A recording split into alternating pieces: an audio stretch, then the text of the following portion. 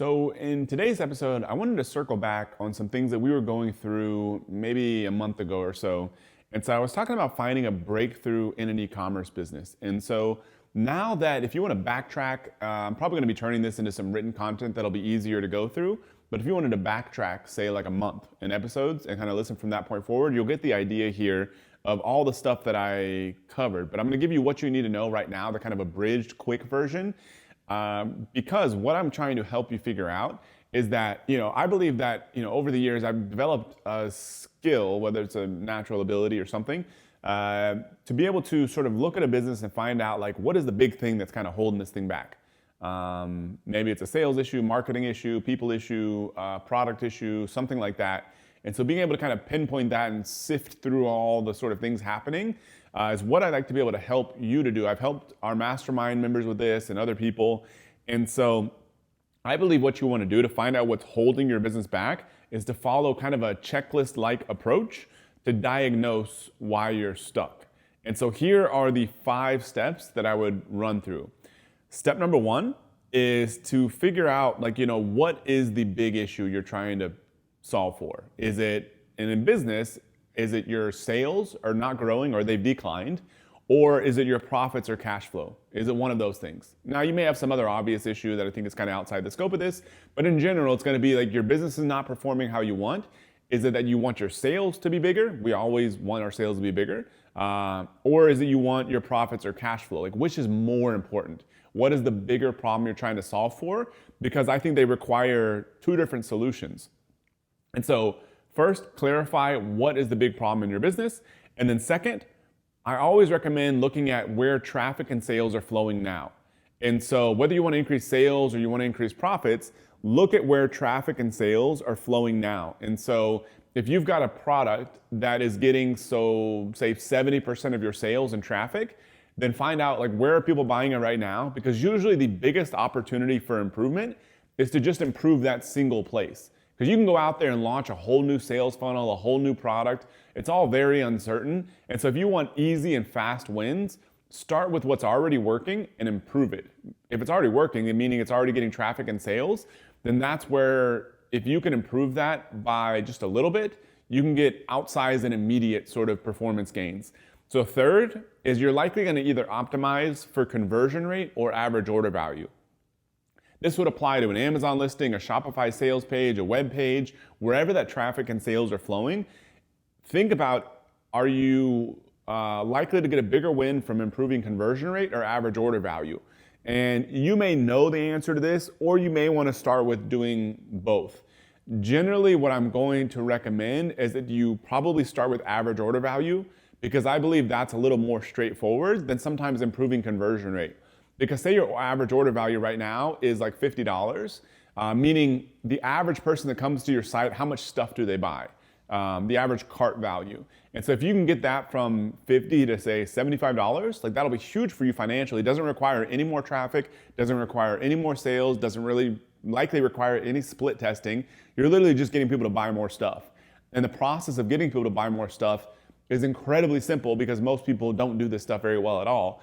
It's you ask them to basically buy multiple at a time, and then you ask them to buy more of that product or a complementary product. Then you ask them to buy more of a complementary product, and you maybe even do it a third time.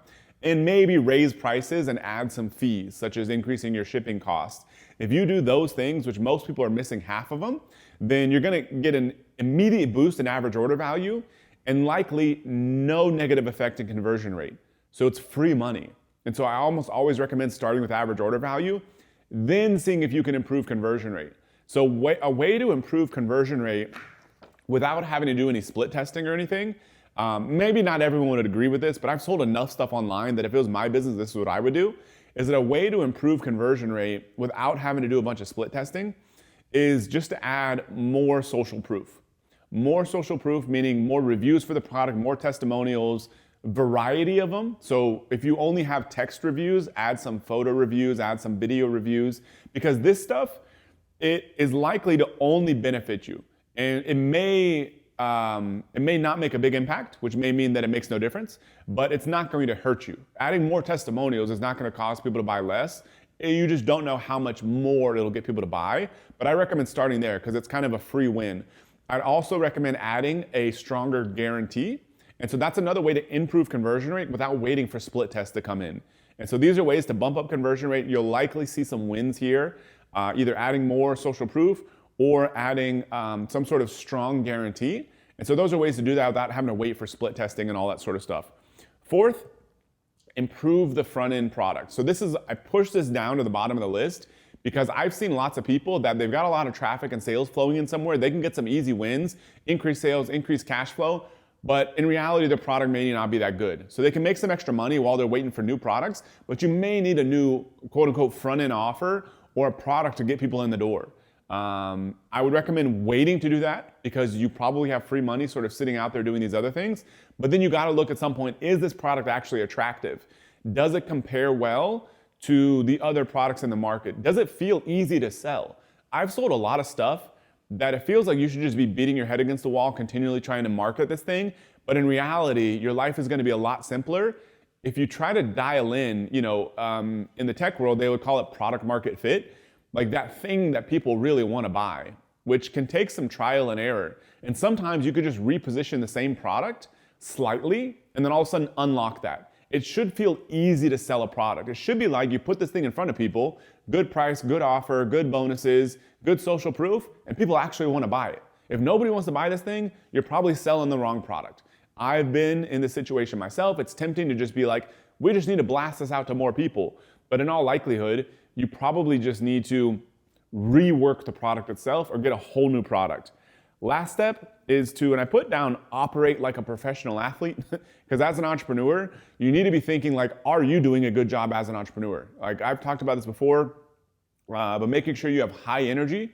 Like, are you actually motivated to build this business? Because if you're kind of half-assing it, which I see a lot of entrepreneurs do sometimes, because they've lost motivation, they've had issues, I totally get it. But that's no way to run a business. So at some point you need to look at yourself. Are you focused every single morning on the things that matter most?